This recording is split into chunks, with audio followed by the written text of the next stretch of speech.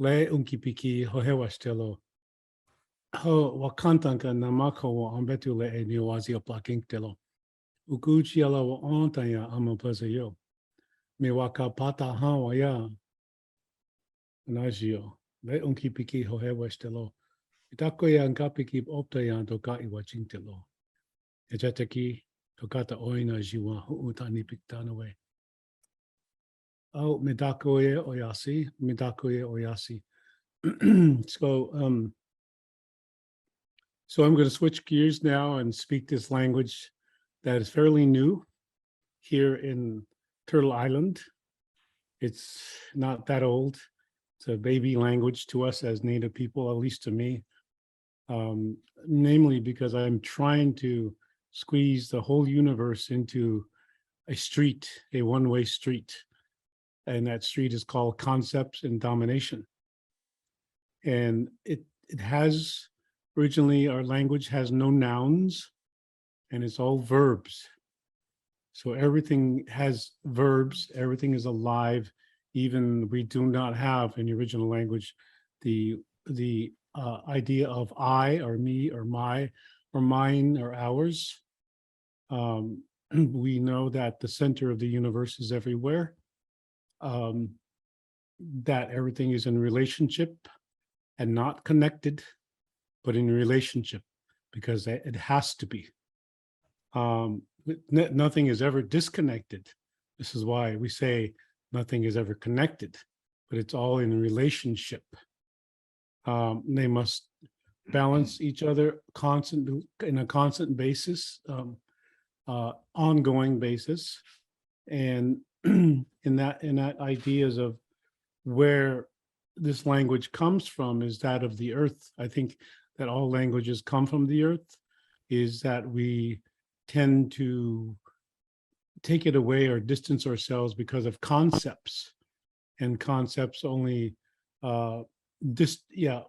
concepts really take us away from relationship, because concepts are, to me, a merely human creation.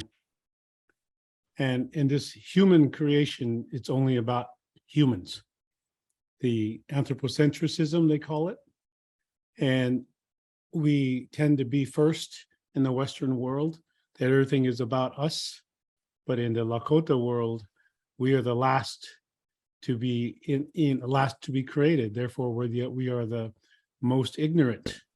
Whereas the other way of thinking, that we're the most supreme, because we can build bombs and we can build technology and make things comfortable for the human. And yet, we are denying what we have really done to ourselves, but also to Earth. I say these things because there's a reality going on that many people don't want to perceive, or even do they have the language to understand this. We are taught in our way not to listen to reply, but to listen to understand. And so it's not a knowledge and information based language. It's based on what I say, wisdom of the earth, and mostly because we don't have a word for domination. There is no word for domination because we must relate at all times. And in relating at all times, there needs to be a language of relationship rather than a measured who's better and who's worse, or superior or inferior. And so we don't think along those lines. If I could help a little bit about how the difference is, we know the similarities between humans, but when it comes to human beings, we don't know the differences. So if I can say in the language I'm speaking now, English, is that when I say I'm riding a horse, and you can imagine that, so we give a lot of attention to imagination. But in the other way of being and thinking is you're feeling what you're saying. I'm riding the horse. You feel that without imagining it. So one is feeling, one is intuition, one is actually sharing or being in a relationship with that horse rather than an imagining creative concept. And then we can put that in a book, we can put that in history, and then put a period behind it as a subject. And the reason why we don't have originally nouns is because it's subjective, it's objectified, and it tends to, how do I say it? It tends to individualize you. And so the I in this language I'm speaking is self-centered. It's you are a noun, you're subject to being a noun, a single individual. And in the other way, in the Lakota, if there's no word, then the only way I can describe it is that the I, you are a verb. You're in constant motion. And if you look deep within oneself, it's the same, that you are constantly in motion, and that is already done, or it's already moving through the universe in that fashion without concept. This is balancing our language, our bodies are already trying to balance. But there's one factor among humans is that we are trying to control by dominating. So we come up with concepts to dominate and make ourselves feel like we're secure, and yet the concepts make us more and more insecure because we are distancing the earth. Now I say this in a language is we are distancing the earth. So if we are distancing earth, the distance is not so far when we remove the or this or that. So we are distancing earth, and yet earth has not distanced us at all. So I'm going to come from this place of being with the earth in relationship, because the earth has always recognized us. The earth has always giving to us. Earth has always balanced us. Earth has never given up on us.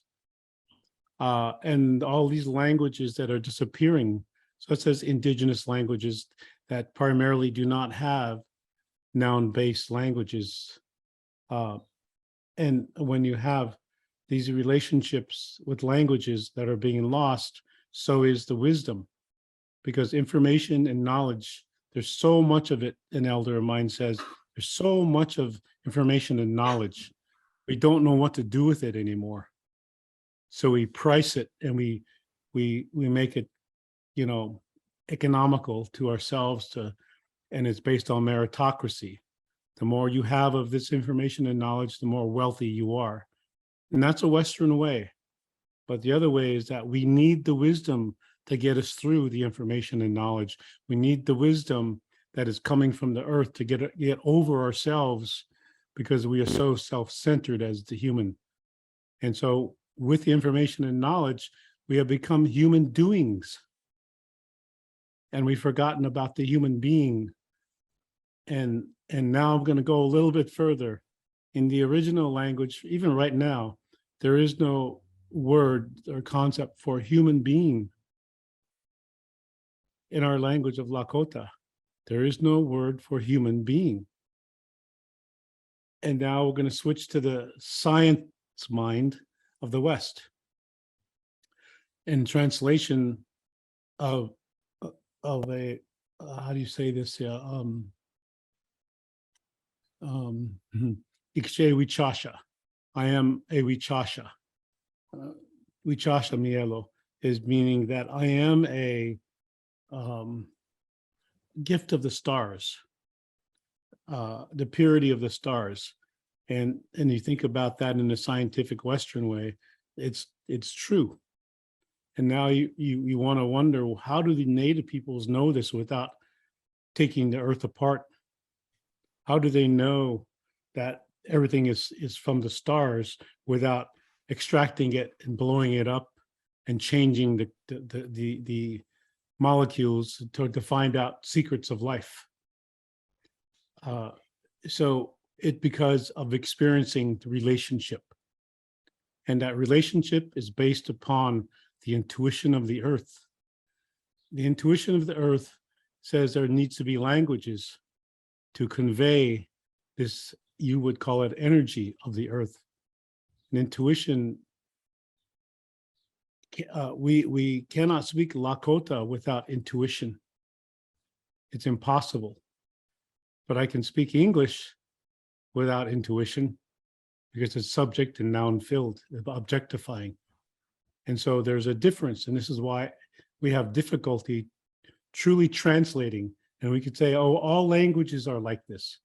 That's true. But then there's languages that have only noun based. And then there's languages, indigenous languages mostly, that are disappearing, that are intuitive based. And so you see the extraction of the Western mind and concepts are constantly going outside of its box to find something to bring back in order to feel good about being in the box. Now, it's where I call it the para box, para B-O-X, is because there is a cause and effect. And then there's superior and inferior. And then there's a beginning and an ending. And we're all trying to fit in that box of concept. And in the indigenous world, there's no time, there's no need for time. There's no need for cause and effect. And there's no need for superior or inferior. So basically, the box does not exist. The container doesn't exist. The material doesn't exist. And imagination doesn't exist. Creativity doesn't exist. And you can feel that if you allow yourself to. You feel the openness of the universe. And what Black Elk said from the Lakota, that the center of the universe is everywhere. And when we understand that, we feel that, then what language is describing that? I described it in English because I can conceive it in English and have concepts for it. But when you have a language that is speaking it, feeling it all the time, there is no need for conscience, a right and wrong. There is only consciousness. Consciousness is only about respect. So when you have conscience, you're in the box of reasoning, you're in the box of rules and regulation. And so what I have and my studies have viewed, not just for comparative, but the differences, because that's how I was taught the logic of the West, is to compare and judge. And, and this is where I'm coming from, and speaking this language is difficult. And it's difficult to judge in my language. It's difficult to say inferior or but it's all that we always have to standardize the Lakota so that English speakers can understand, because that logic comes out of Greece. And to me, that logic is actually very linear, very narrow, very restrictive. And so we derive some sense of mobility or identity out of that restrictiveness. And therefore individualism, possession, to make one worth. Then that worth is material gain, or even charity, that you feel better about yourself when you give it, you're giving it because you've taken it from someone else. Now, there may be some angst you feel from me, because that's the motion, the continuum motion of what has happened to Native people. So I'll talk about this, but then that's where we have to go. We have to balance it all out, because I can talk about good feelings and good feel and leave the shadow behind. But it's about noticing the shadow. It's with us all the time. So this language is balancing the shadow, and the shadow is balancing the light. And so we're always including. And so you can think along the lines of inclusion rather than exclusion. So in these places that I come from, where I grew up, I want to describe how, excuse me, how this was, where I grew up. I was born in a place where, in the middle of the geographical center of Turtle Island, or North America. And in this geographical center, there's a place called ḵesaapa, or the Black Hills. And in this place, at that time when I was born, it was illegal for Native people, the Lakota people, to not be born in hospitals. It was illegal for us to be born naturally.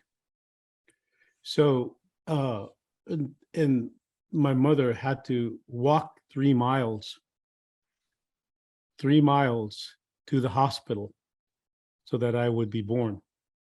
The reason why, in those days, that when I was young, there was no cars, there were no telephones, there was no electricity on the reservation. And so my mother and father lived with my grandmother and my grandfather. And my father and grandfather had gone out hunting on their horses. And my mother was pregnant with me. I had an older brother, and my grandmother were there, and my mother's water broke. So she didn't want me to be born or be taken away by the government and the churches. So she waddled 3 miles to the hospital.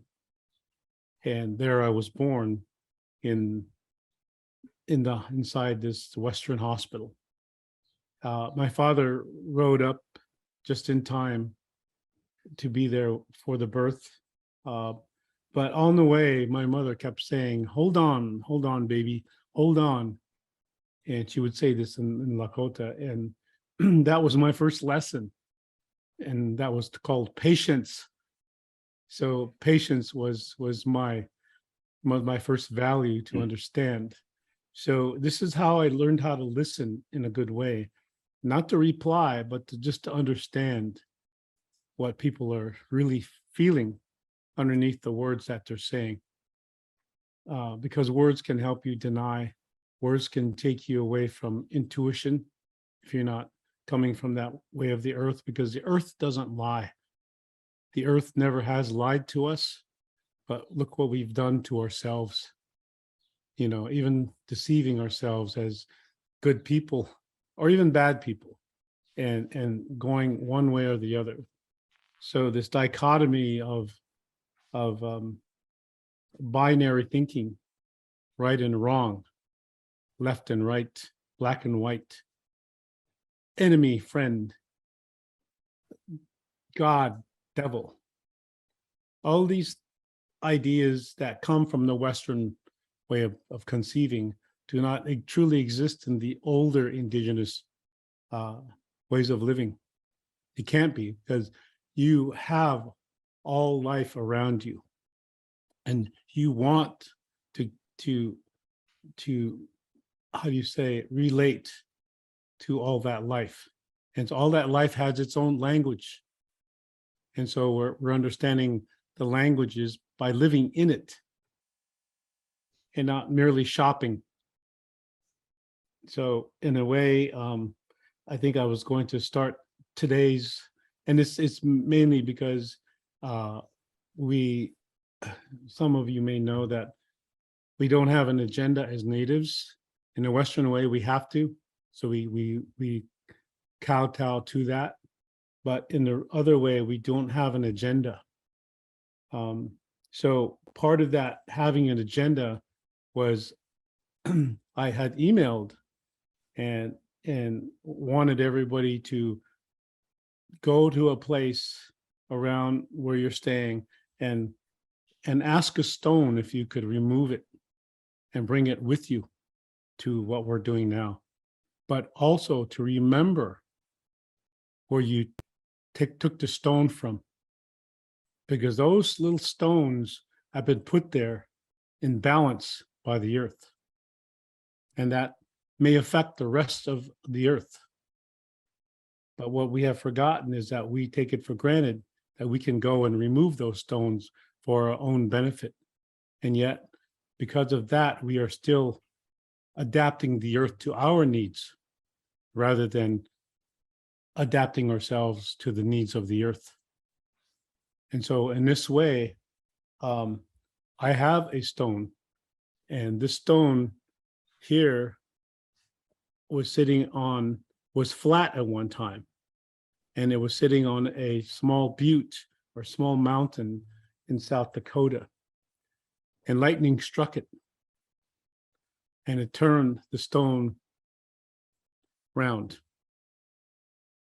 And only spiritual interpreters, in a way, harvest these stones that are on top of buttes or tall hills, and they know which ones to harvest. But then they use them in ceremony after, because that communication with the earth has been taught to these what you would call medicine people.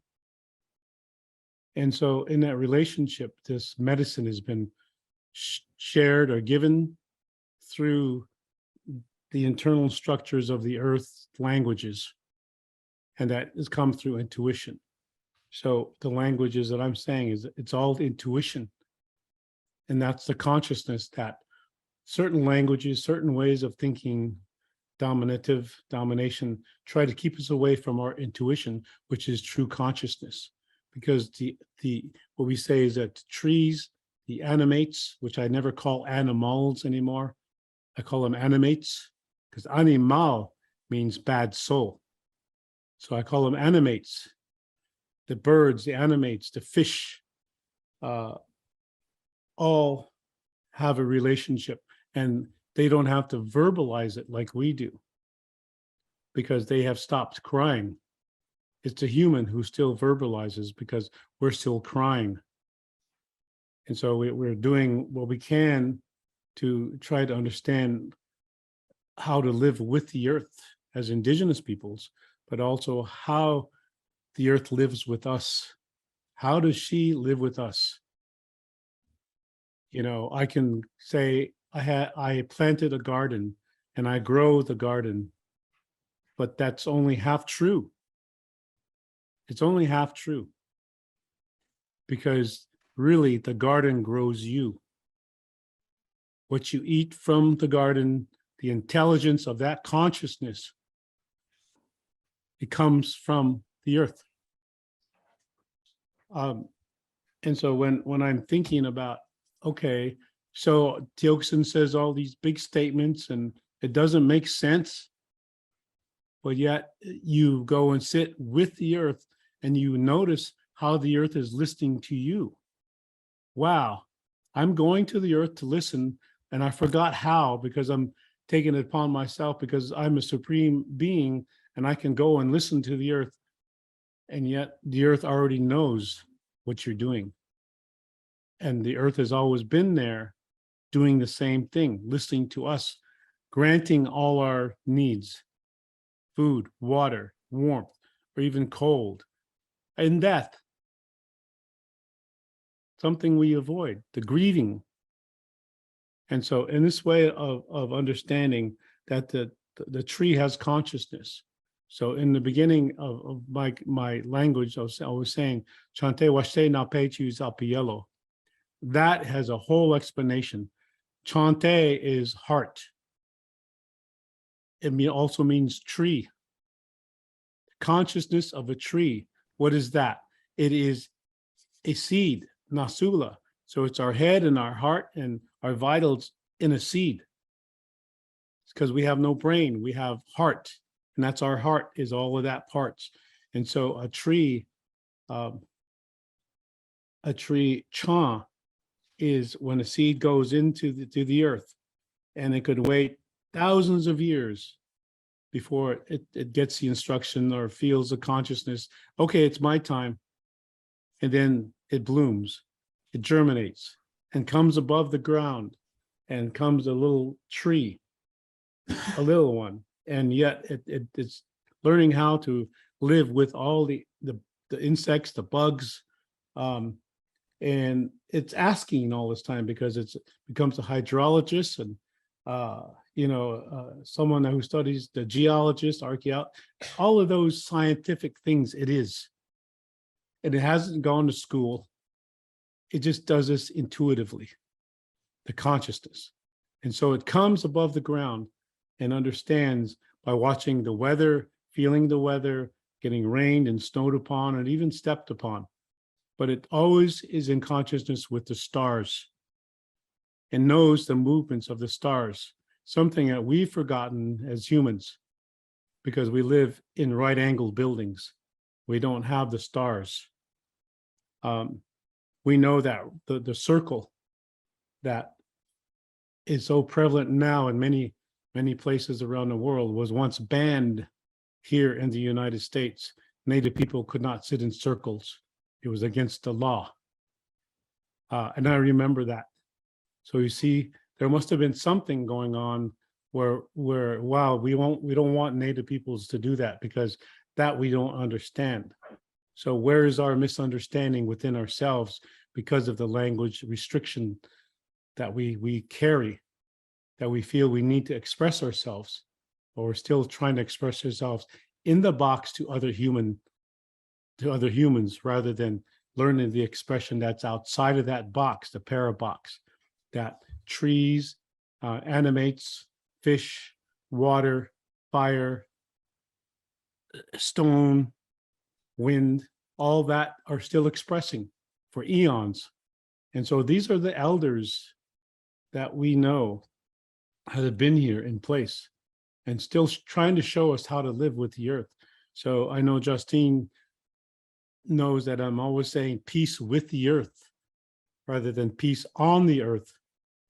And I really enjoy the fact that I put people to sleep because I'm not talking to your head. I'm talking to your heart. And if you go among Native people, you find people falling asleep because we're speaking to the heart. People speaking to the heart. We're not speaking in concepts to the head. We're not trying to understand the concepts. We're trying to understand the feeling the feeling. And so how much of this can you take and put into the world that you are about to go back into? You know, you come on a retreat, but then why are you retreating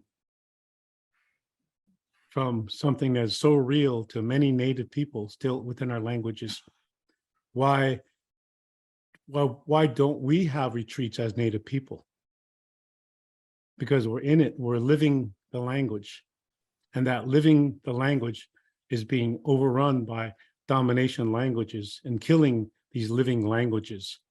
That's why I'm working so hard to say, hey, look, this living language is also within you. And we know that maybe sometime soon that because of loss of relationship with the earth, that there needs to be another way, but that solution-oriented, goal-oriented, fix-it language is not this one I'm speaking, because this is the same language that put us to sleep in the first place that we are trying to wake up with. So when I say this rock, this stone, which we call, was given in ceremony, is wakamani. It means one who walks holy, one who walks sacred. And so when you piled your monument of stones, maybe I don't know if this is possible, and I'm not telling you, instructing you to do anything, is that maybe go, and what we do is we give tobacco, and we say, this being, this ancient being that was able to transform and bring medicine in this good way. Maybe that's too elementary in this language I'm speaking to you now. Maybe it doesn't make sense. And I say this, but by example, I have fires, and and these fires, I have people address the fire because the fire is a being, and then we address each other. We say, I say, don't say hello to me. That we can do. We all do that. We're here for human beings as well. True. But who's here for the fire? Who's making this a circus?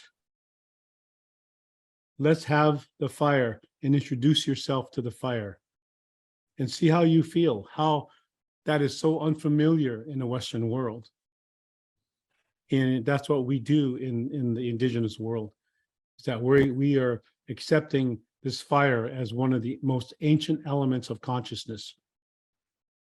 And ḵētāwā Ꭿʰā噚ેļ means the fire without end and beginning. It's always here because it's also in us. It fires our brains, it fires our body. And so this fusion is always ongoing. So we're addressing that as well as ourselves and knowing that. And so when it comes to, when we're gathering in a circle around the fire, with the fire, then I'm trying to guide people away from the human doing. This is what humans do. And the food that you're digesting now because you just had lunch is also a ceremony, you see. And often you need more blood in your stomach, your tummy, because it's digesting, it's working. So, the timing of this could, is good, always good, because it's meant to be. And this is our latest technology that we can actually talk to each other, or at least hear me. I don't know how I'm doing with people, if I'm making sense at all. And of course, I have to standardize what I'm feeling into this narrow language. So what I was going to do is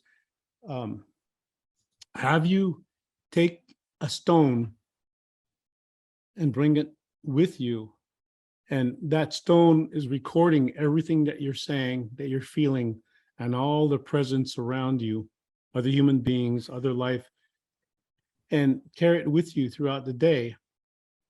And then at the end of the day, if you had remembered exactly its position, where you got it from, and you would put it back down and take it home and give it a big thanks for being here. Now the stone will give other stones the message, and all other life forms a message, because there's no true concept or word for death in Lakota, because everything is alive all the time. So, and then because it's outside of the context of doing such childish or simple things, it's really a quantum physics language. For instance, if I say mni, M-N-I, using the alphabet language, we have no alphabet, we don't need a written language in our language. So if I say mni in Lakota, I can say water in English. So it's water in English, but we don't have a word for water in English or in Lakota. So what does that mean if we don't have a word for water? And then you have to check your mind. Why don't you have a word for water? And then, so it comes out to where it's the sound that we have. The E, as far as I can tell and have been heard, is that E is a mani, is water is basically a carrier of knowledge, of consciousness, but it's expressed this way. MNI. E is voicing. Ni is living. And the in mani, the is that which is related between you and I and all things. So when I say mani, I'm feeling, voicing the living relationship between you and I and all things. And that's water to you. Because it's true. Water is everywhere, and water is consciousness. Just like fire, just like everything that makes us up. Consciousness without conscience.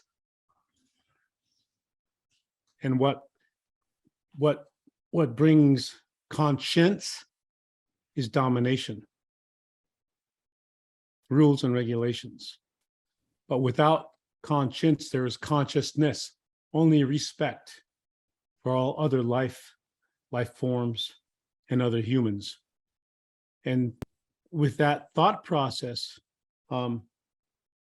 I wanted to say that once you are able to understand these elements of stone or earth and water, by the way, I have water here that is from the oldest river supposedly in the world.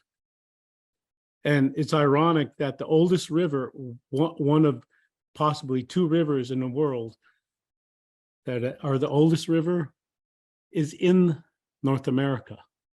And it's in North Carolina, West Virginia, the States. And it's a river called the New River, but it's supposedly the oldest river in the world. So this is the water that I have that I was wanting to give you some thought processes and maybe a practice. But I think I've done one of those things about how to approach stones and not take them with you, not take them home. Because maybe we forgot to ask, do you want to come home with me? And you know, what I've done is taken down what people consider altars, and I've returned all the stones to where I remember they came from. And that felt so good that I returned what I thought, you know, would be personal power. And when I did that, it was so understandable that all is power. And there's nothing personal about it. Because if we recognize all is power, then we are the same. We don't itemize power. Earth is not a noun. So we return all of that objects, right? And so in this way, feeling like a hypocrite, this is not mine. This I use, I've been asked to use as long as possible to help interpret, to help understand. And someday this will go back to South Dakota, if not through me, by its own. So now, how do we do that?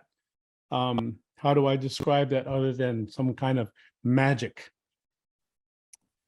These ṕāʾī, these stones that are connected to the universe, because they come from the universe, they have knowledge, they have consciousness, and without trying to subjectify a stone, is the fact that it was here before us.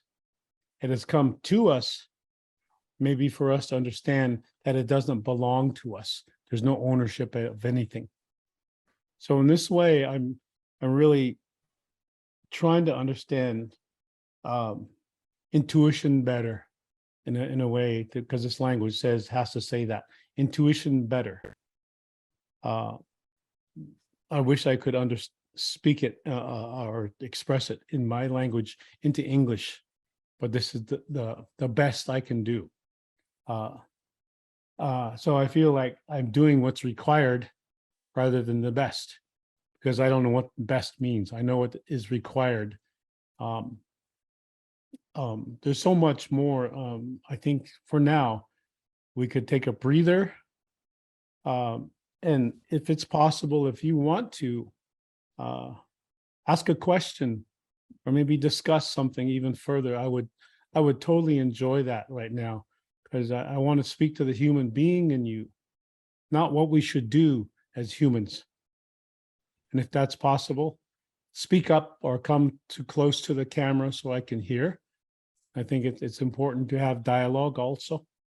And mainly because I need to take a drink of some fluid.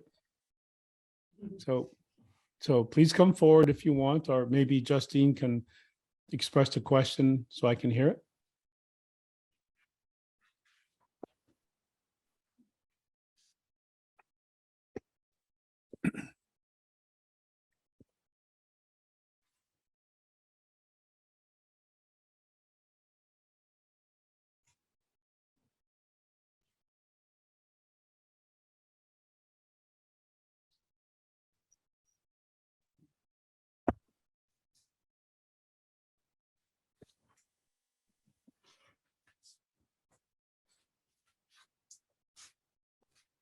Hi, I'm Holly. Tiokasin, I would like to ask you, I have heard and read about some of the ceremonies where various Native American groups gather in one place and spontaneously a structure emerges rather than having a top-down kind of structure of organization where, you know, someone tells someone else, okay, you do this and you do that. But people come together in an organic way and intuitively just kind of fall into place and know what to do. I've seen that, I've heard it, you know, about it. I'd like to know, is that a real thing? And can you say more about that, how that could work? Okay, thank you for that. Your name? Holly. I'm sorry, Holly. Yes, Holly. Holly. Hi, Holly. Okay, thank you for that. That is something. So we don't have routines or rituals. There's ceremony, but it's not really ceremony. It's kind of like what we do, right? And it's based upon the uploading consciousness of the earth. So it's uploading to us. And so that, I guess you would say, see, this is the language. The earth gives us instructions on what to do, right? So where's the intuition in that? So this is why the intuition, the unseen is more important, because that's the Inila Wakan, that's and your language would be holy silence. So it's the Inila Wakan that really puts us in place through intuition. And so when it comes to gathering and understanding what's emerging, it's all energy to us. Everything is energy. And so we're speaking an energy, a language that describes energy and then the motion of the energy. But there must be protocol, not ceremony, not ritual, not rules or regulations or an instruction manual, is how to be spiritual. And there's no book, there's no religion about how to be spiritual, because that doesn't make sense. But it's the earth that you're always in relationship, that is always coming through you to say, okay, for the good of all, this ceremony will put you in place. So I've seen that, but we must also prepare like a communication device that we were instructed from the earth, as far as I can tell. And so this protocol, you have certain, like the directions, like we have 260 directions, 260 colors, 260 sounds in our language. And so you're understanding all of that balance within it.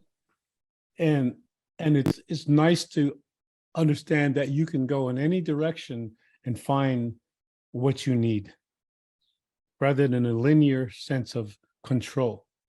So this is why it's always Native people it takes so long to organize, you know, unless we're doing it the Western way. So the organization is already implanted in the earth. And so going by feel intuition, that really comes through. And the more you're around people who have that experience for eons, it's easier to understand it. And as you said, you've experienced it. But what I can add to that, because I want to say that about what, not my knowledge, but my thinking, is that magic that you think is magic in that sense of the humanistic world. So magi merely is only a one who uses the tools of the earth properly. That's magi. And one who uses the tools of the earth properly creates magic. But human beings, through technology, through our own this deceit, deception of ourselves, we create, I guess, I don't know what the word is, but we fool ourselves by being magicians of technology, by being magicians of spiritualism, by being magicians of all of these knowledges, information, because there's no wisdom in it anymore. So the bird who is flying is a magi, using the tools of the earth, creating the magic. A fish is a magi. So these is what is we are not using properly, because we're gouging the earth, we're polluting the air, we're polluting, destroying the water and all other life. So we're magicians, thinking that we can get away from what we've created, the destruction. And there is no language yet to understand this is what we must do to resolve the destruction. And this is what Native people are still in, trying to say, this is how you do it, this is how you do it, without forcing people how to do things, how to proselytize, how to instruct, is that you do it intuitively. And it's not so far away, it's just outside the door. But we always do it with the creation stories, because that's the longest story of all of us. And it has to be without dogma and domination. So in this way, I think part of understanding the magic is that humans too can be magi. We can still be magi if we loose ourselves, lose the illusions, the magicianship of technology that has become a religion, that has turned into artificial intelligence. All of these things that humans have done is not so supreme after all, when a bird can still fly without polluting the earth and the air. So we tend to not have the language of reality, and we're looking for the rationalizations to avoid the reality. And this is the language I'm talking about. So it's just not that one is better or worse. It's just a position, or it's a how do you say it? A way to know that there is a different thought process out there, but we all feel energy, but we don't know what to do with the energy that we have. So, but that's a great question, and I have no idea if I answered your question, Holly. Thank you very much. I think I could pick out some things that I can understand, but it's as you say, the languages are different, so it's a little bit of a mystery for me. Thank you very much. Oh yeah, thank you. Now you said something at the end there too, mystery. What does mystery mean to you? In my experience, even after 30 years on the radio, in public, in 120 some stations in North America and South America, is understanding mystery. Is it understands you first, and in native country and native people that I know that are still within their being as native people, that these native people aren't trying to solve the mystery. But then I have the Western education too. And in this education, linear education, you're instructed to try to solve the mystery. Take things apart, analyze them, measure them, weigh them, all these, possess them. And that's trying to solve the mystery. And I think that's why people are going crazy.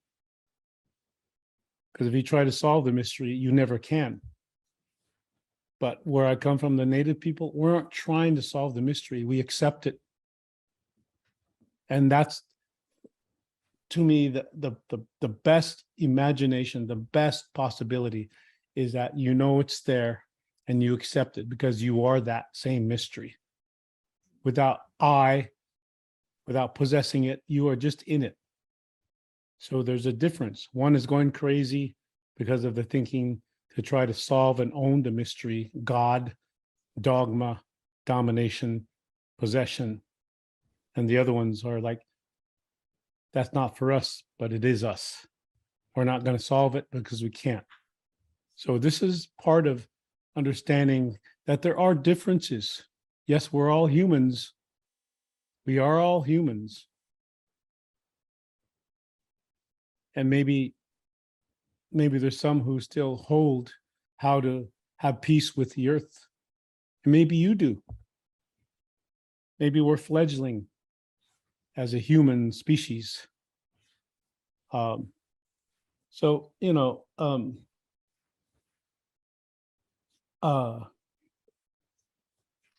I talk this way because I sometimes sense like I'm educating the wisdom out of myself. And I don't want to do that. I don't want information and knowledge to get in the way, because information usually creates mind junk and concepts. So I want to feel what my heart is feeling and express it somehow that I can in this language. I cannot express that as well in this language, but in my language, I can express it because it's not about me. And when you express it with all life around you, it's endless mystery how you can express that. But heart is an organ, right? That we say it's a heart, it beats, and we use it romantically. And we say it's love. And that's our understanding of the human. But when you go outside of ourselves in this container of this body, it's all around. And there's no perfection. Doesn't need to be. Wow. I think about it. I feel it that way. So I think through my heart. I don't think through my head. It's difficult for me. So this is why I'm trying not to educate the wisdom out of myself.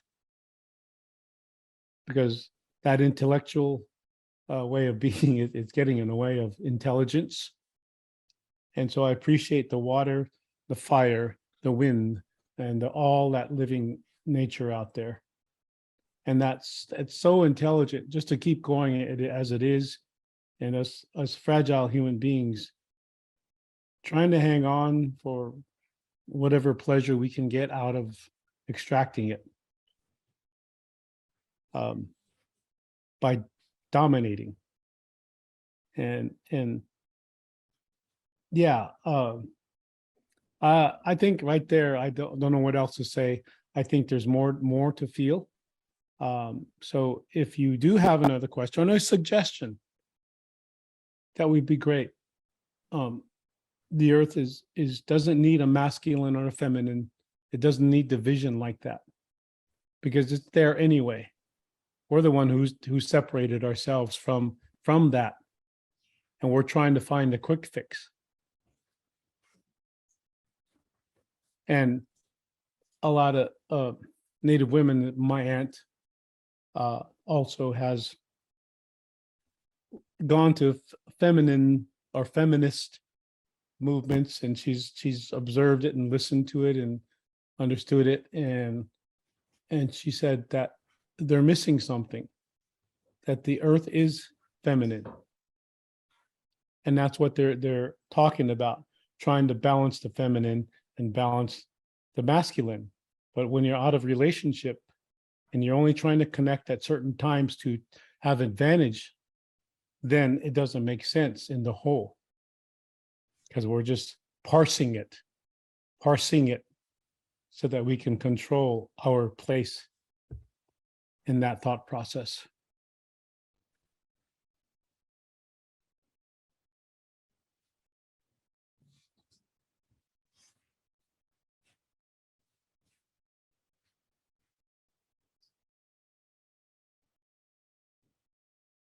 So this is the 6th day or 7th day for you all. Really, it's the first day. Tomorrow you go home to your place.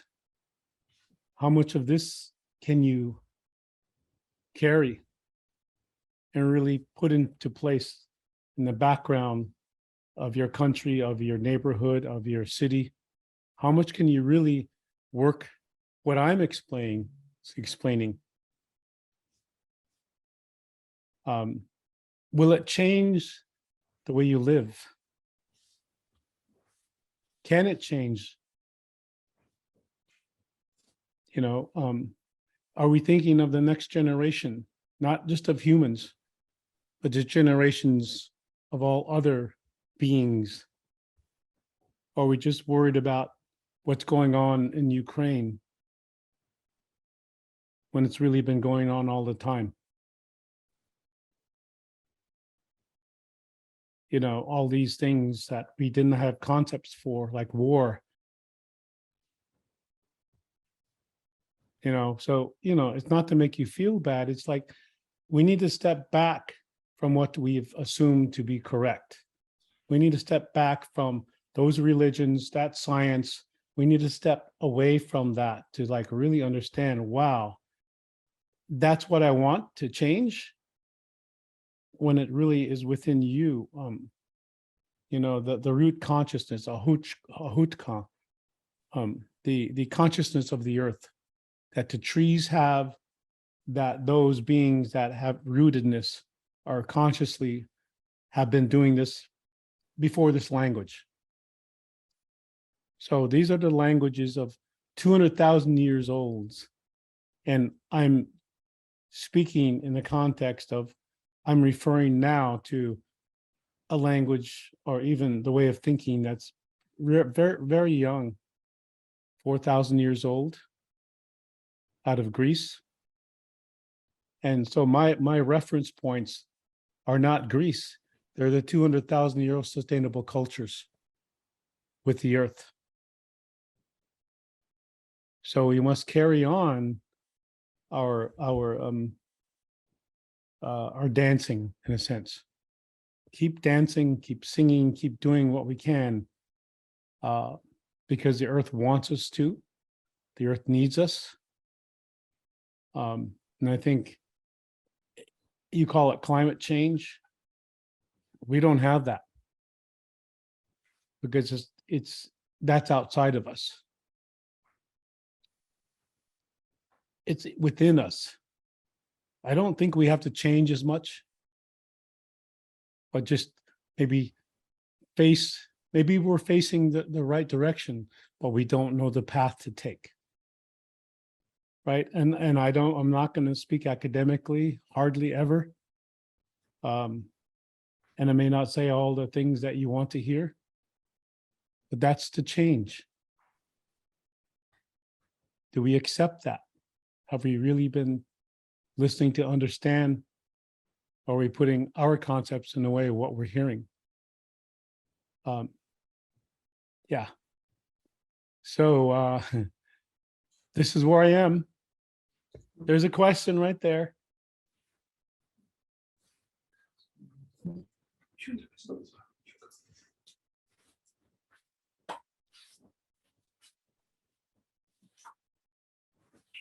April. So my husband wants that I'm bring everything what you said to him, but really I have no idea. I was off all the time. How can I bring this to him? Is there a way? I would say that your body understands before your head does. So by just being you and being aware that you were here at this time, that your body already understands that. And if you carry this light in a way that you already have, that you just be you and not have to present it in words or concepts, but that energy will affect him. And in that good way, you carry it. Yes. Yeah. Thank you.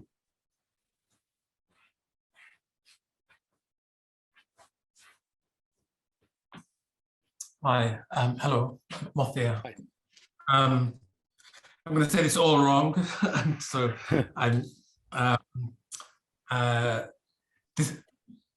There was a promise made here in this land in Europe 700 years ago under an oak tree, and then in your land on Turtle Island, I hear there was a promise made by the Iroquois around this time, the Great Law of Peace, and I don't know whether with the Lakota and the Iroquois, whether there's similarity, but I just wanted to know whether you know of, because there's something that I'm trying to work with about some instruction that came from the Iroquois and went to the American, or those who came over to Turtle Island, and they mistranslated. This is what I understand. They mistranslated something and it came back to the European imagination and but there was a betrayal of something. So I'm trying to understand do you know of this betrayal, and can the instruction that was given then be renewed in some way, or is it lost? If that makes sense. I'm trying to say it the way that you. No, it does. Thank you. First of all, it's not lost. As you say, it's been mistranslated. But you feel the mistranslation. You feel there's something there because you're still carrying the story from what was in that time misunderstood. The Americans or the Europeans at that time came to conquer, they came to dominate, they came to own, they came to steal, they came to do all the things that was happening to them. And the instruction was to learn how to have peace with earth first, rather than peace on the earth. You cannot own the earth, you cannot own anything. And this is the great law of peace, not only with the Iroquois, because they were in the eastern seaboard of Turtle Island, but you get deeper into North America, in this case, there are also the same laws of peace. And this is the ultimate generosity, the ultimate appreciation. So if you're speaking a language of abundance, this is the key. If you're speaking a language of lacking, you will always want, you will always need, you always have to possess. And your language would be, I want, I need, I got to have, tell me how to do things. And so that's always a need. So we're always crying out for more. This creates greed. But if we appreciate what's here, your body, yourself, your knowledge, we appreciate that. You see other life forms also have knowledge and appreciation.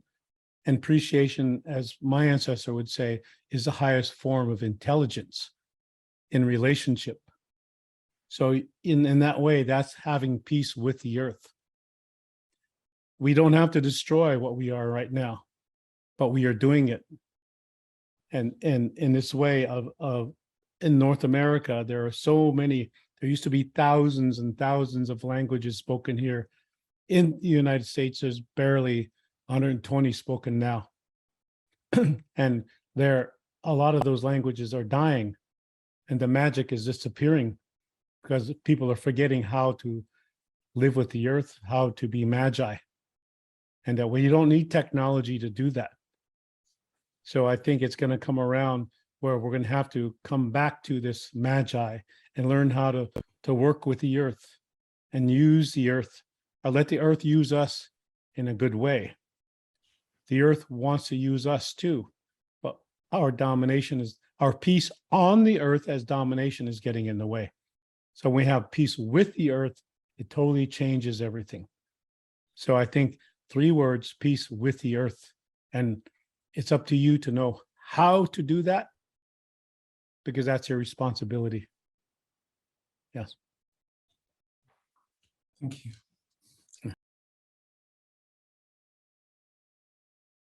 So language is important. That I can try to explain that. We don't speak, you know, that poetry, the etymology, the root of the word poetry means to make something sacred. So those of you who are poets, and if you know this already, this is the closest that you can come to in this language to my language, in Lakota. To make something sacred with just your words, without being benevolent. So language is important. And I say that because, you know, it doesn't come with a price, that everything is, health is given freely.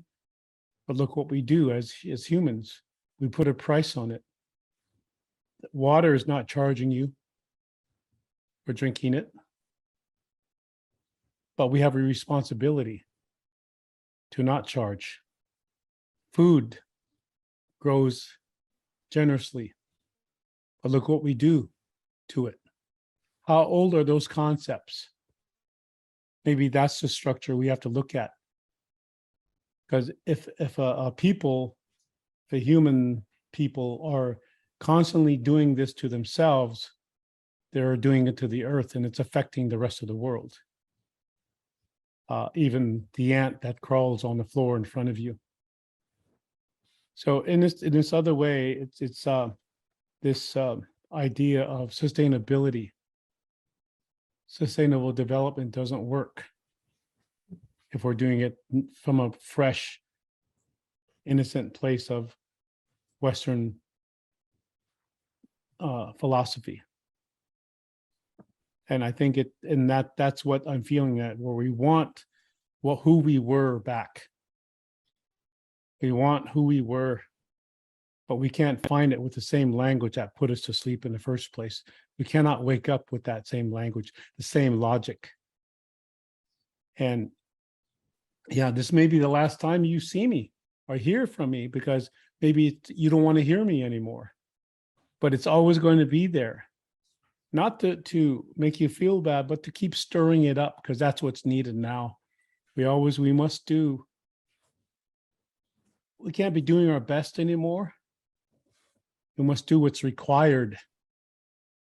We just can't merely expect things to happen to us because we are human beings, because it's happening to us because we're human beings.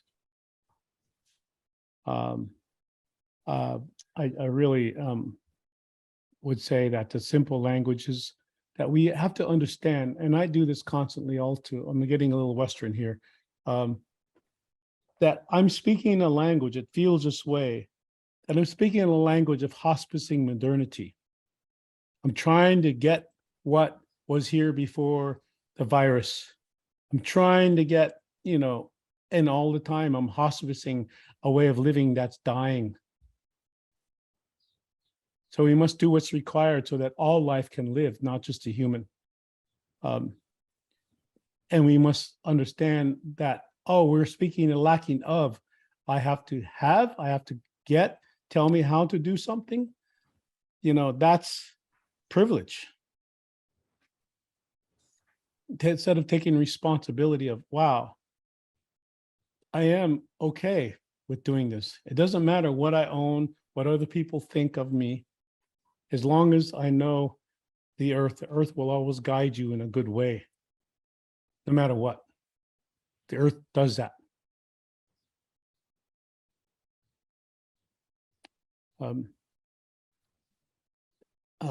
Yeah, I think, well, certainly hope I didn't depress any of you out there or make you feel bad, because I do not want to do that. Yeah. So, and I could tell you some of my things that are going on here. My things is that I'm considered they have a slang over here called BIPOC, Black Indigenous People of Color. But I remember a time when Indigenous peoples were not put into that category. It was Black people and people of color, but before Black, there was people of color. And now they put Black Indigenous people of color. And then they give us land acknowledgement, saying, well, the natives, we're living in the land of the Lenape, all that. We acknowledge that we did this and we did that. But there's no action. And it feels performative. And I wonder if that's what we're doing. We're performing for who? So when I think about, okay, Indigenous peoples, I remember not being called Indigenous peoples. I remember other words of, wow, that was not very nice being called those words by the Americans. So I wondered, why are we now people of color when this came along in my high school days? It's like, oh, I get it. They do not want us to be people of consciousness. They want us to fit in like, I am Black, I am white, I'm red, I'm yellow, I'm green. They want us to fit us in so that they could manipulate us in a schematic of not having consciousness, that we are merely a color. And this is how those people of color act and behave.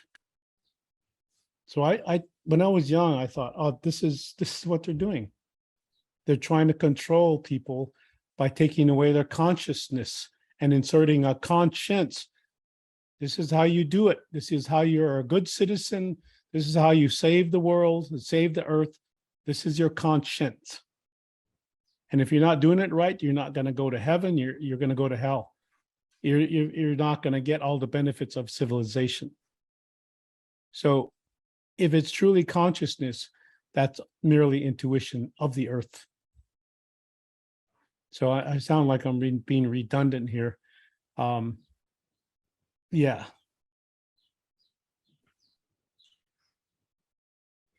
So, I'm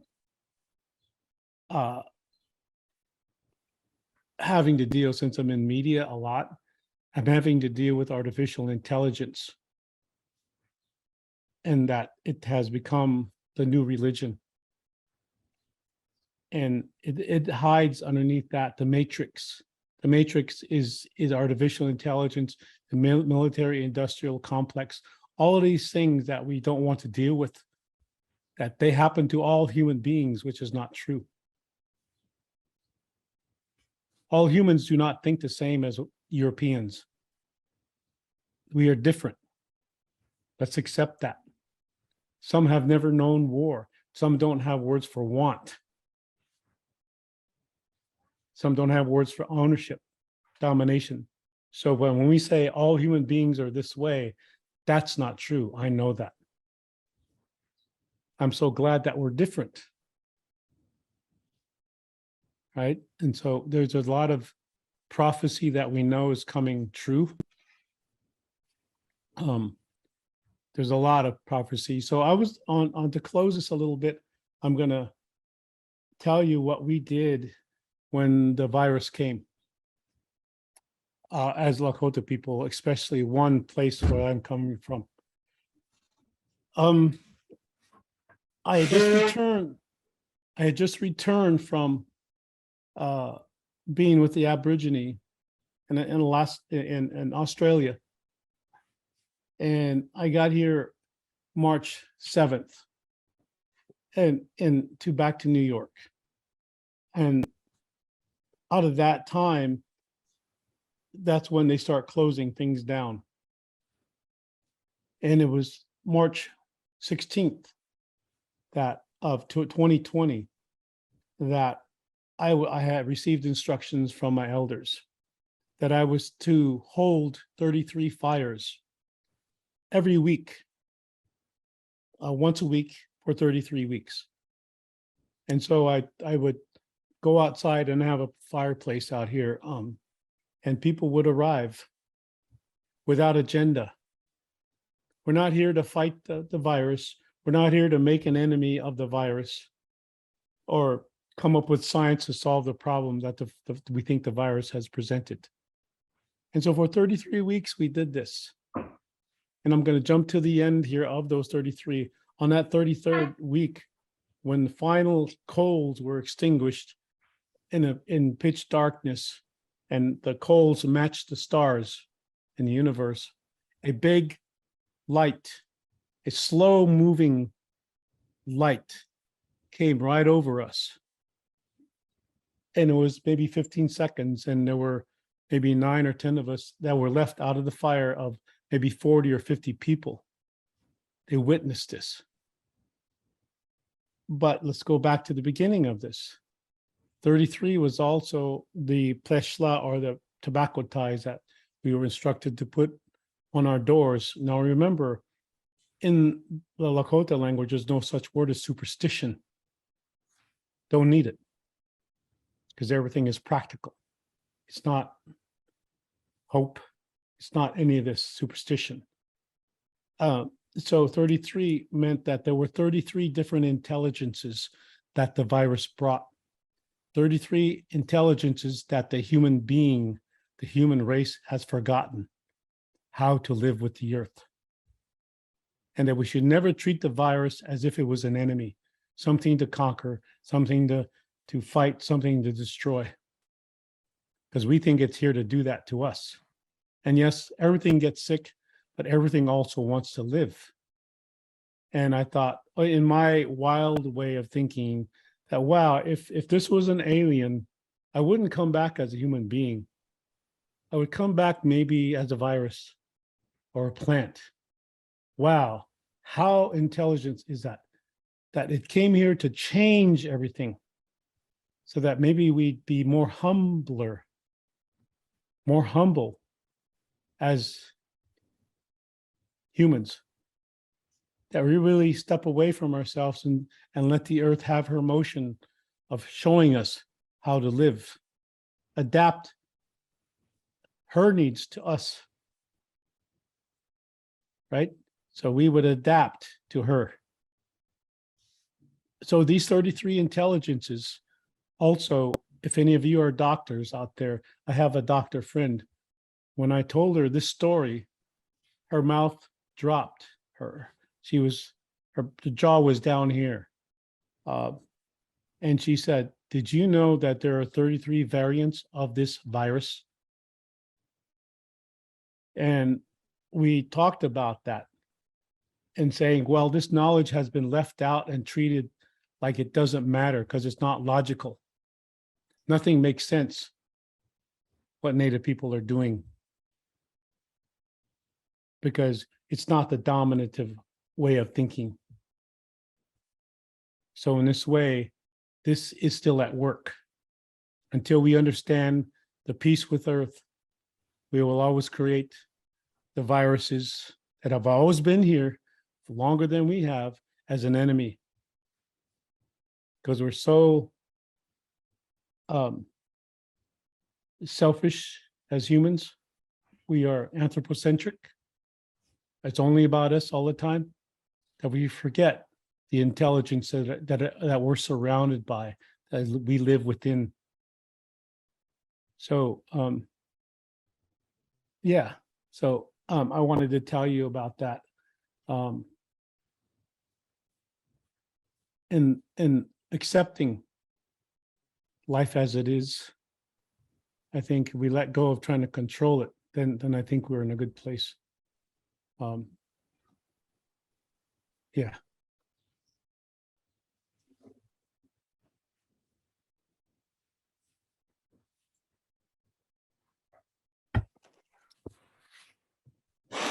Thank you so much, Tiokasin. It's always such a benefit to our groups to have your teaching. We're really, really grateful to have you included in this week. So let's express some form of appreciation to Tiokasin. I don't know whether it's a heart bow or something. Thank you. Someone has a question. Yes. Yes.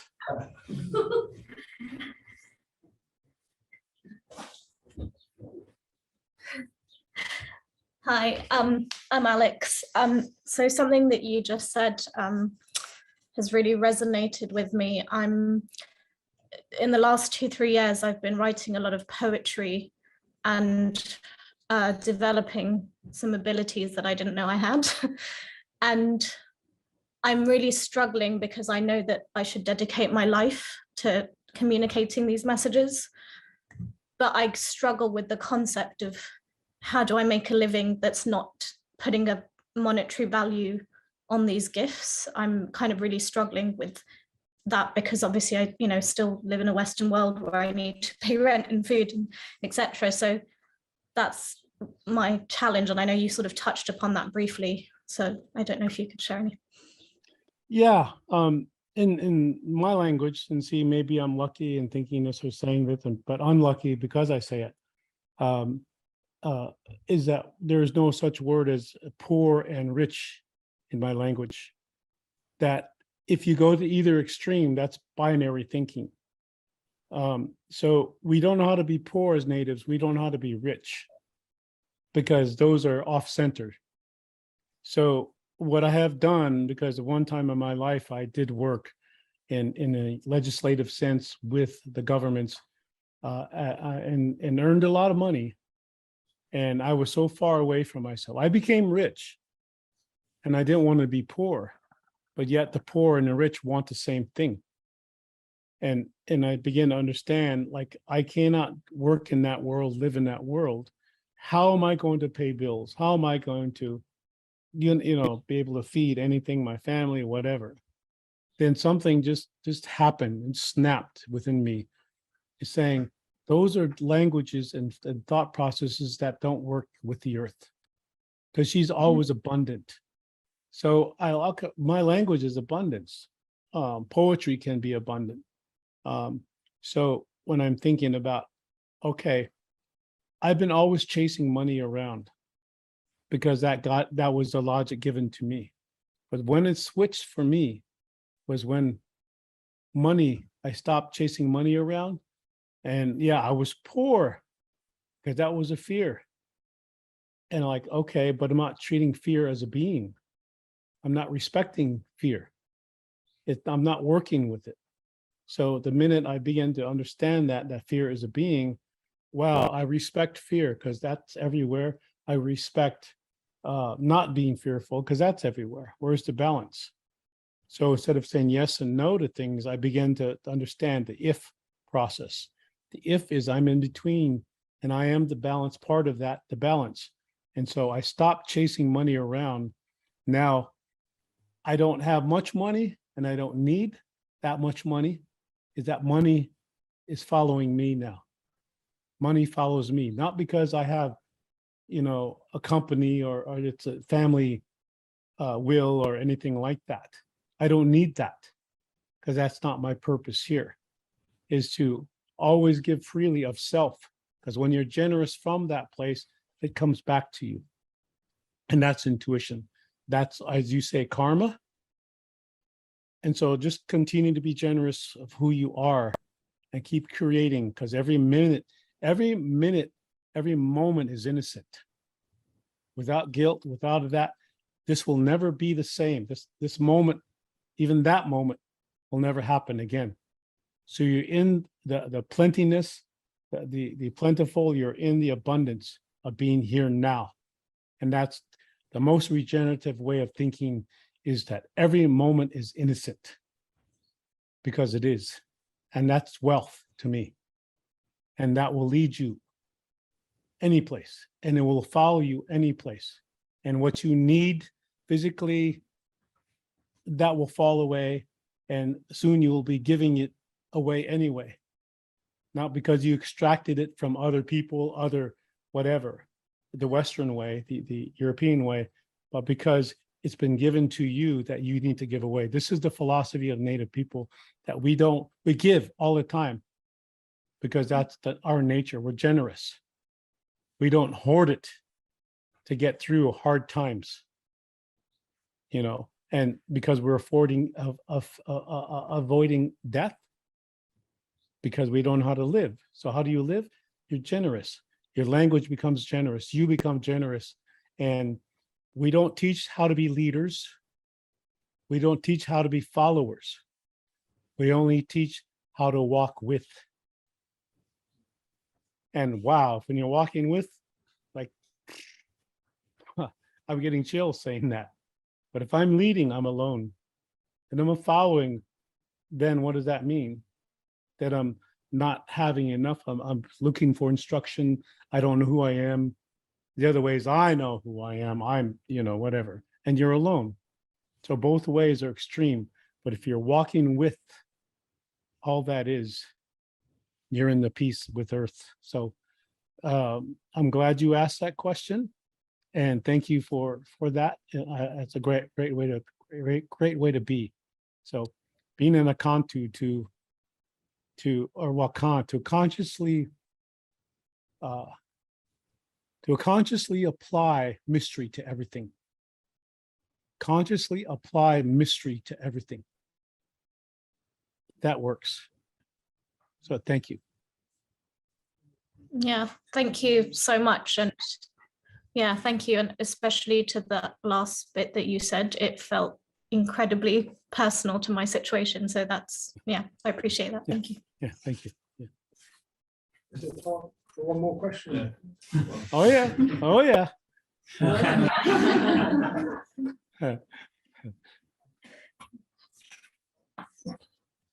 Yeah, hi Tiokasin. I've been thinking about something you said about it's in our DNA of our people to make peace with the earth. And since I've been here on this land, I've had a sense of the Celtic people and the Druids, and I just felt that they know how to, that they understood how to make peace with the earth. But I don't know, is it still possible to sort of tap into that DNA and understand that knowledge and somehow, you know, sort of live it now, in the sense that also ask someone else about ancestry? And personally, I don't really understand ancestry and how they can help us, but the way you put it within our DNA, I thought maybe that is one of the answers as well. Yeah. No, these are good questions and good thought processes that you have. There is no answer. That's strictly a Western way of thinking. Question, answer, cause and effect. So it's subjective to us, is that we don't have it, then we got to have it. I feel insecure, I better find the answer. Give me the answer. So when we don't do that, we find the addictive language for answer, to having answer. And that's like sidestepping the mystery. We're not really accepting intuition as like gravity. That's what intuition is. It's like gravity. It's all around us. So when you talk about the Druids, the ancient people there, they haven't gone anywhere. They're still there. They're in the rocks, the stone. They're in the Ama, the memory of the earth. Like I said, the stone, all these have memory. We do too. We have memory, just like the earth, since we're made up of the earth, the same components, elements. There is no memory loss. We're just not attaining that intuition by living with the earth. So when we live with the earth, there's more of that concepts cannot understand, but somehow we feel more like, wow, that does feel the energy of it. So when we're away from the consciousness of energy, we're always trying to put it into religious connotations or analytical connotations or cause and effect, question, answer. And so we think in a linear way in the West. And that I see is changing throughout the world, that we no longer can think in beginning and ending in a linear way. This is the steps to get there, and this is how you're going to make it through. But once you make it through to the end, what's after that? So it's a continuum. We must recognize our place in that continuum. And the only thing that we can, as far as I know, is intuitive values, intuitive languages. And so part of that is understanding, to me, you're not a man, she's not a woman, you're a being of energy that's needed to keep the balance. So, you know, to me, the stories that we have, the dreams that we have, to me, this is common sense. It's nothing to do with being a medicine man or a spiritual guru or you know, any wise man on a hill or anything like this. Is common sense. Maybe that's what we need, that we forgot the common sense. This is what we do. This is who we are. And so your DNA, my uncle describes as descendants, now ancestor. Right? In other words, our ancestors went into the future. They died first, so they went into the future. They're making our way. Right? So they're the ancestors. They're in the future. In the Western way, the ancestors are back there. They're back there. And so we don't have elders. But in the other way, ancestors are guiding us. The earth, all these elements, those are the ancestors. And you can't write a book about that. You can have to feel it, that the sacred made us. We don't make things sacred. It's already spiritual. We don't make spirituality. The same way as a garden grows us. We didn't grow the garden. You know, how arrogant is that to say that's God? And without ever understanding what mystery is. Ever. We never will. So we can't say that it's someplace or the other. It's everywhere. So just be who you are and know that there's no answer. That everything has memory. Everything. And you don't have to go out and put a cape on like a druid or burn a candle when it's supposed to. Forget holidays. The earth is never going to be a holiday. So, you know, these human things that we're doing to the earth has to cease one of these days, because she's excuse me, she's going to cull, she's going to hold back the domination, excuse me. She's going to hold back the domination species. And right now it's the humans. She's going to have to hold back, as you see those of us who are natural. You see that in nature. There's too many deer. She's going to pull that back somehow. There's too many of something. She's going to pull it back. So when we think too much of ourselves, that's greed, selfishness. And so now she's going to pull that back. So I think we have to accept that maybe it's us that are out of balance, not the earth. Just being heartful, not mindful, because you can be mindless. So, but thank you for that. Thank you, Tiokasin.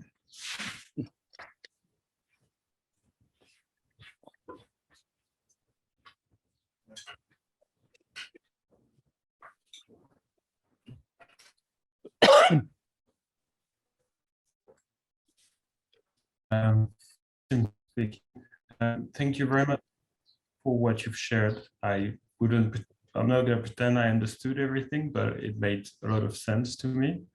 I just had a comment or wanted to clarify just before the question.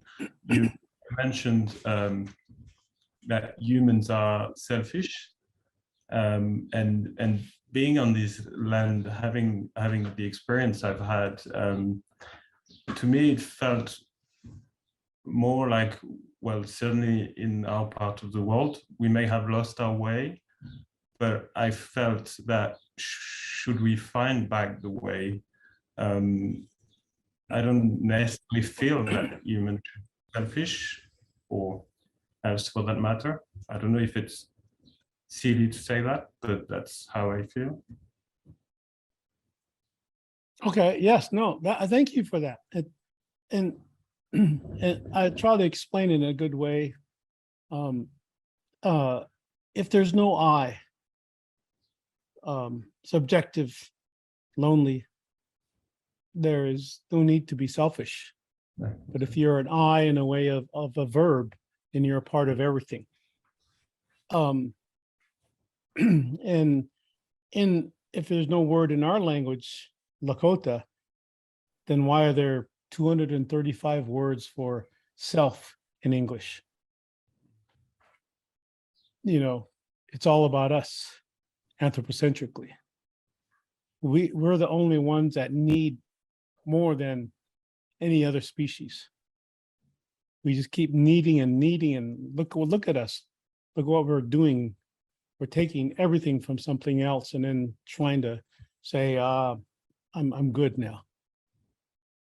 But maybe that's the way, is to learn how to be strong within lacking. How to be strong within the mystery of not having. There's no word for greed in a lot of languages, but that's why they don't have a word for want.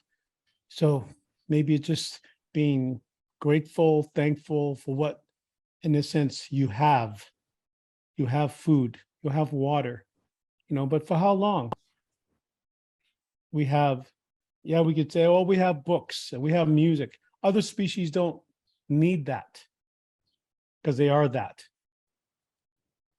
You see, there's no word for art in Lakota, but look what we do into ourselves. That we have art because we're not living the language. And there are living languages that don't have word for art because they are the art. You see, they're living the art. And that's the difference that I'm merely stating, is that there is differences in that, but we're all here together. We can't say we are one because we're many parts of everything. Yeah, so in that good way,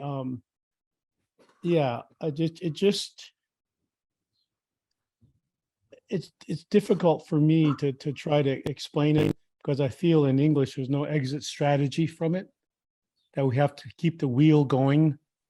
Yeah. But yet I know in Lakota, I don't have to join it. I can accept it as part of me. Yes, I understand. Thank you very much. Yeah, thank you. Thank you. You need to ask him. Mm-hmm.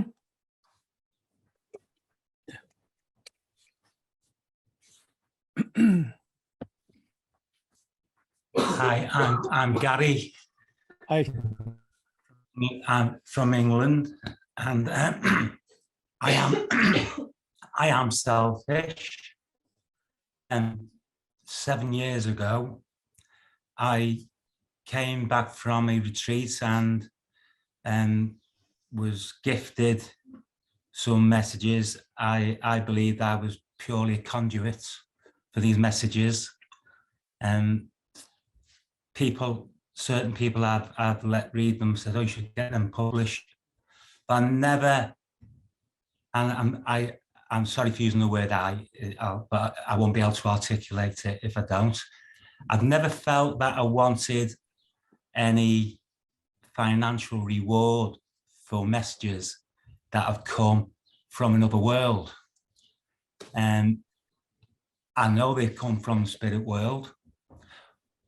A lot of what you've been saying, I've already got in a couple of lines amongst a number of messages. And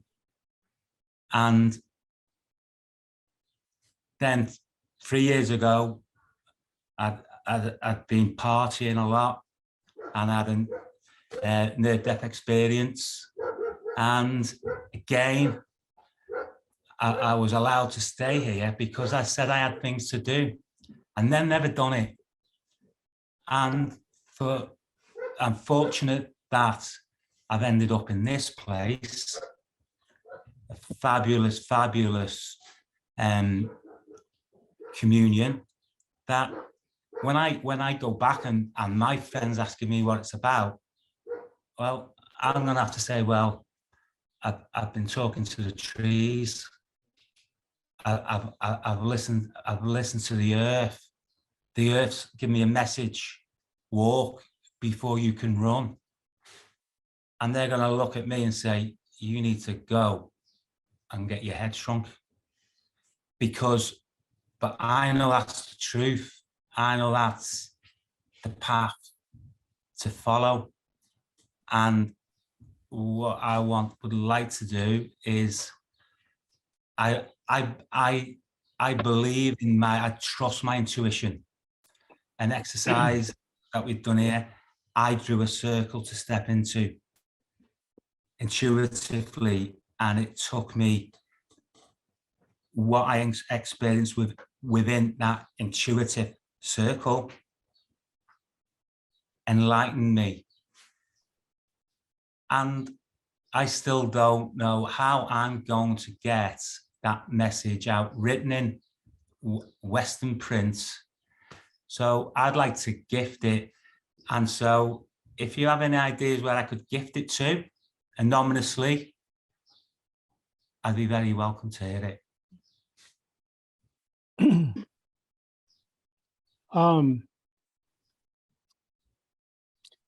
Who you could gift a book, or you mean No, print? it's just the, I don't call them poems, the messages, and they're not poems.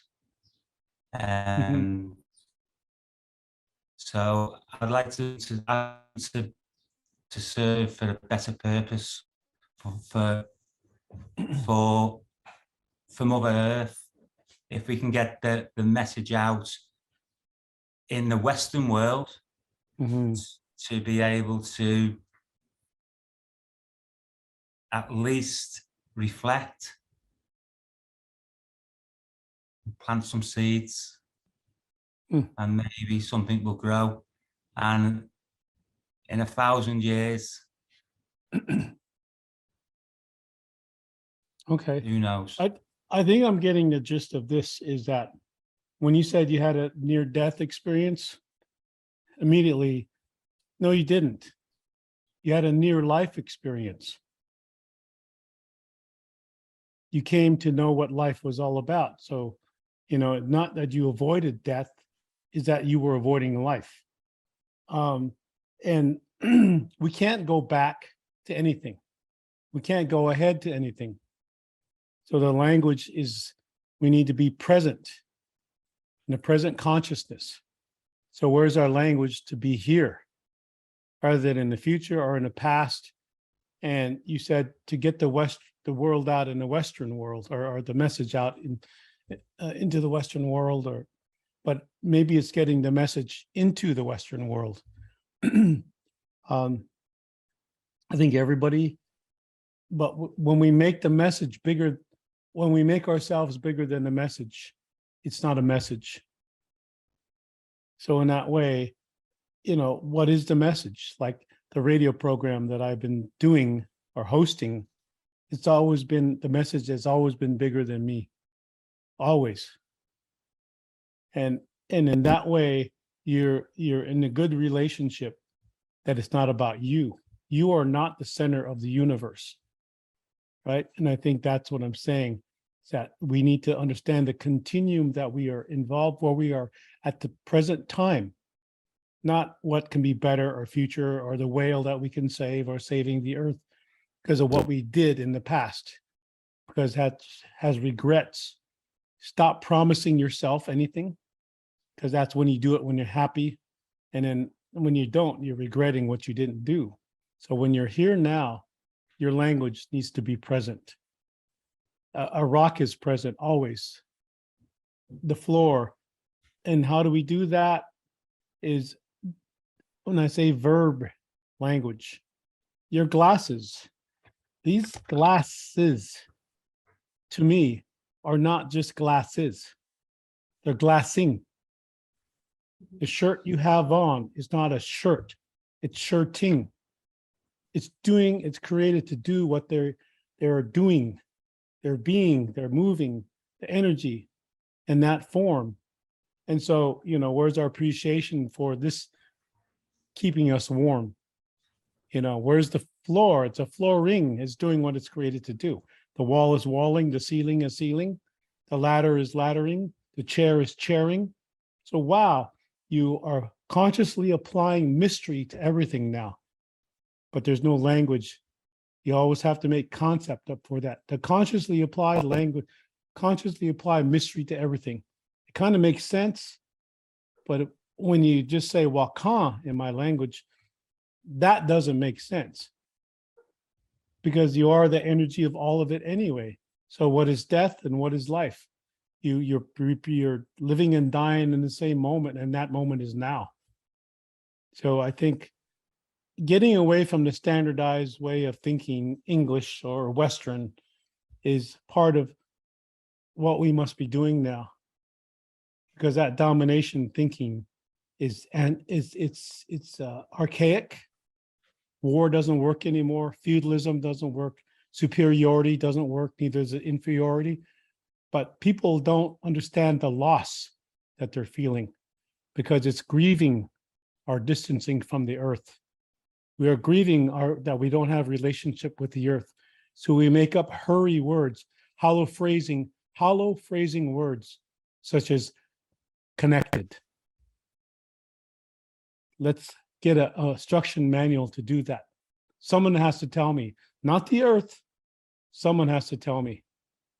So when we're not in the present language of the earth, we're always going to be in the human knowledge or information of how to do something. So I think part of that is really stepping back in a way and understanding where we are at in the innocence of who we are. And if that makes sense to you, then it does. And if it doesn't, that's okay too. No, I know what I'm doing with them. Thank you. Thank you.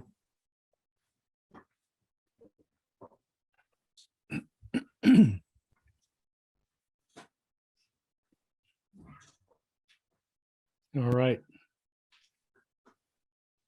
Silence covers the earth now. Wow. And silence is intuition. Your mind is not busy anymore. And I think we all miss that.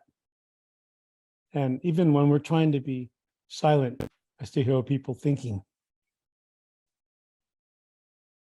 Wow.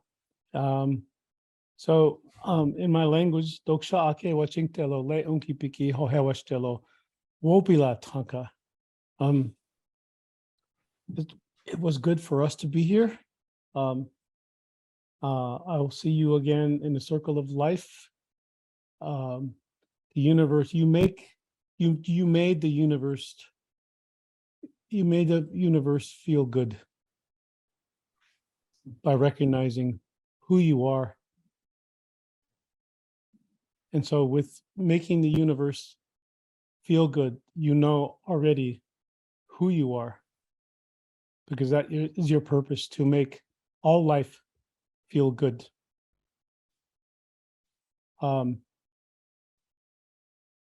Yeah, so I'd like to say it in that way, as much as I understand it. Peace with Earth.